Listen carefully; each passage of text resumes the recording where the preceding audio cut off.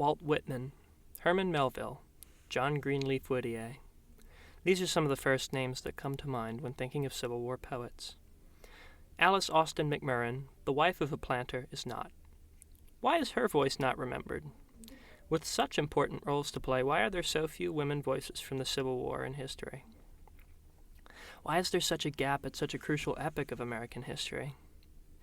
We set out to fill this gap and exhume these planters' wives' opinions lost from history. As the war approached the home front of Alice McMurran, a mother of two, the impending threat became all the more real. Alice was a transplant from Maryland. Transplants were women from the North that married wealthy plantation owners and moved south with them. What women experienced as civilians during wartime was often tragic, and the war changed everything about the lives of these transplants. In August 1862, the bombardment of Natchez took place. John was on the plantation, and I was sitting quietly by my window just after dinner when the report of heavy guns and some balls went crashing through the branches in the little woods between Aunt Fanny's and Melrose, and then another and another. Soon a note came from Monmouth saying a ball had just fallen in their yard, and Tony came over with Jack and Star, leaving them with us as farther off and safer. It continued until sundown. It was brought on by the madness of a few private citizens firing on a boat crew sent ashore for ice and molesting nothing. They had to cope with their husbands leaving, while simultaneously acclimate to the southern plantation lifestyle. In fact, Alice's husband John had to leave to join the war. To deal with the grief of missing her husband, Alice kept a diary and recorded her feelings. We spent a short time at Philstone and then said goodbye in November, little thinking how long it would be before we again met in the mighty changes. Priscilla Bond, who also moved from Maryland to be with her husband in Louisiana, faced similar challenges. In fact, her husband Howard also joined the war effort. Friday the 22nd. Howard left home about 6 in the morning to join the company at Homa to go to Thibodaux. Got about 1.5 miles from there when they stopped to fire the cannon off. When it went off before the ones who were attending to it thought it would, and shot 2 men, pitched them about 10 feet, shot off arms, fingers, out eyes, set them on fire. Oh, I never heard of anything so dreadful. With their husbands gone and the war raging on, their home lives began to change dramatically. How strange, how like a dream it all seemed. The pickets, then the long rows of white tents and many soldiers and woodlands, beautiful woodlands, a cavalry tramping ground, and Miss Ogden's beautiful grounds, an artillery camp, her elegant house as headquarters. The war took an emotional toll on Priscilla and Alice, who were experiencing the despair firsthand. McMurran wrote many entries in her diary describing these emotions. The appearance of the miserable noise and confusion of troops, guns, haversacks, and whatnot being thrown, pell-mell on the decks, overhead shouting and hallooing. I've never experienced such utter feelings of desolation. No molestation, but living in daily, hourly dread and expectation of what we knew not. Learning outward quiet or rather apathy, but constant wear upon mind and body such as those who have never gone through can form no conception of. All seemed like fairyland, and now as I look back and compare as it then was with the present, how this fearful war has disfigured and marred and changed all things. It yet seems like a beautiful dream, too fair and too lovely for this hard and bitter life. Being Northerners by birth, both of these women faced the conflicting inner turmoil of their true feelings about slavery.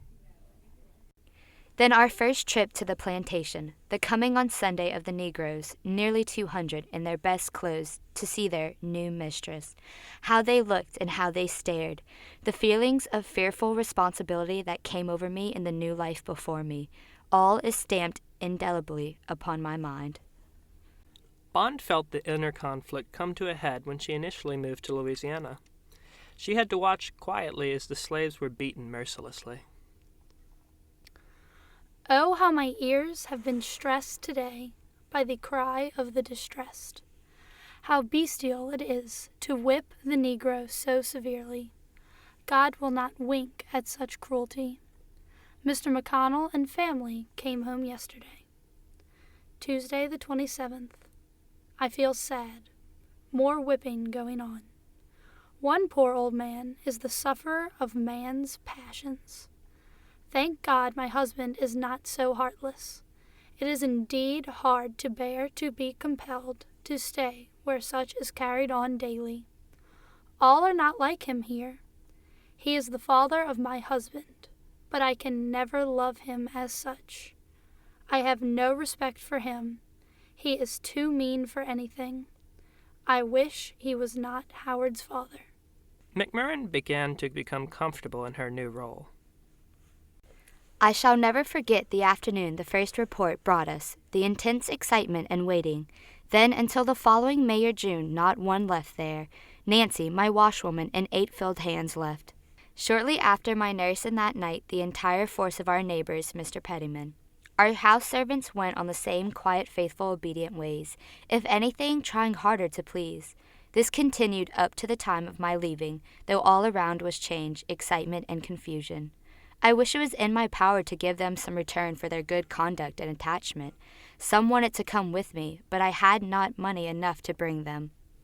She soon adopted a new Southern mindset. As I rode past the long rows of comfortable cabins and noted the well-fed, well-clothed occupants, and contrasted it with the miserable condition of those gone to get their freedom, the philanthropy of abolition seemed doubtful to say the least.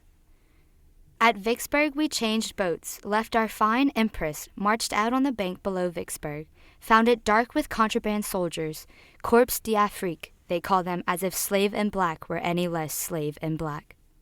With this new mindset, the women adopted a new sense of obligation to help the Southern cause. This came along with the recognition that the luxuries they had become accustomed to were no longer expected. Food up to war prices, flour $200 a barrel, shoes $30, $40, $50 a pair. Some few pounds of flour I kept for sickness until it soured.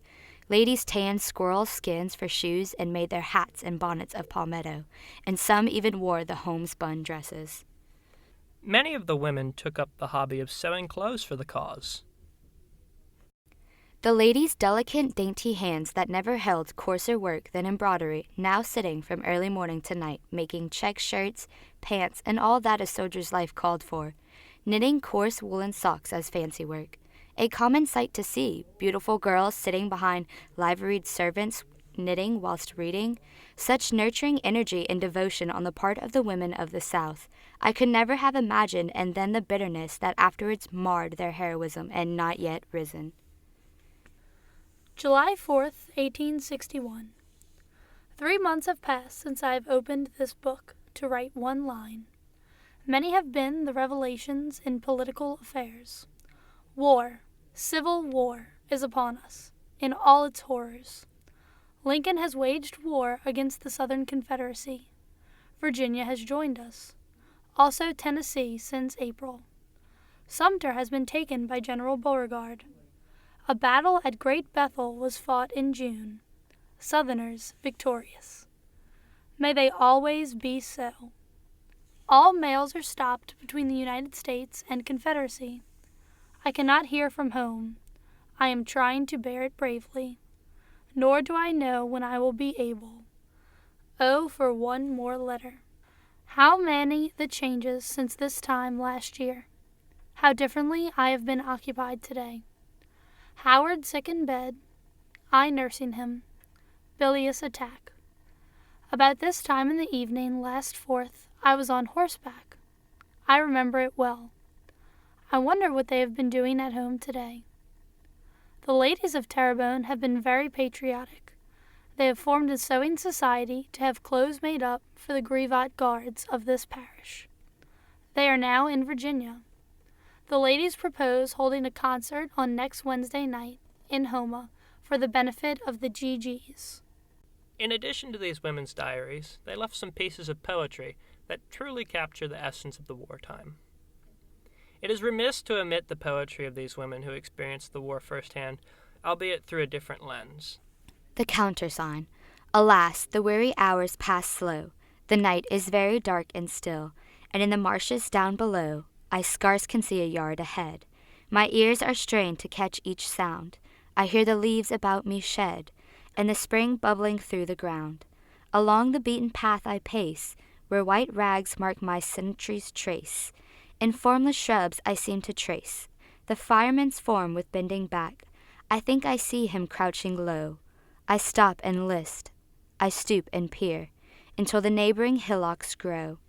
To groups of soldiers far and near, with ready peace I wait and watch, until my eyes familiar grow. Detect each harmless earthen notch, and turn guerrillas into stone.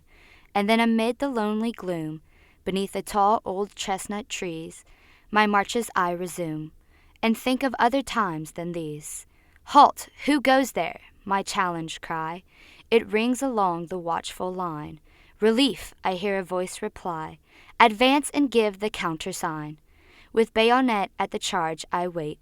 The corporal gives the mystic word. With arms apart I charge my mate. Then onward pass, and all is well.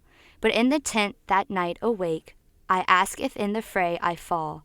Can I the mystique answer make when the angelic sentries call? And pray that heaven may so ordain, wherever I go, what fate is mine, whether in pleasure or in pain, I still may hear the countersign.